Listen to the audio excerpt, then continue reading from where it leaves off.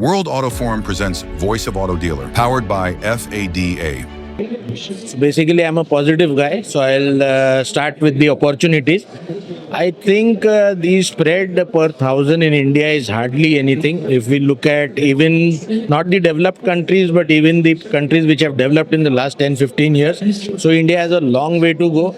We are not even at 35 per thousand, whereas other countries are at 60, 65. So even if we look at catching up with them, we're looking at doubling our car sales.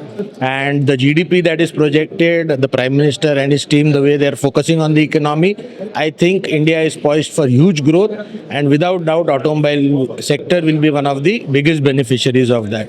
So growth immense, opportunities unlimited.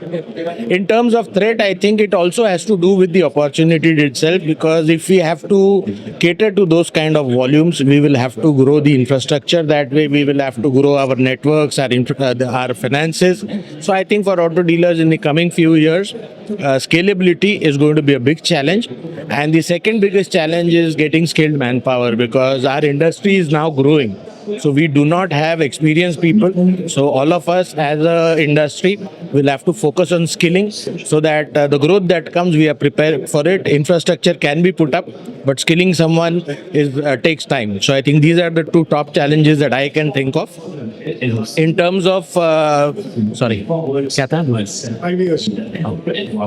As I've already said in the opportunities, that India is a market which is currently not even explored its regular potential. The economy has started growing, and the way it grows, if we are to grow at 7.5% in 5 years, I see a doubling of the industry. Currently, passenger vehicles are at 4 lakhs. With the growth that is projected, and if it happens, which we are quite positive it will, you will see a doubling of volumes, and with that, you will see the automobile industry being one of the greatest contributors to our GDP.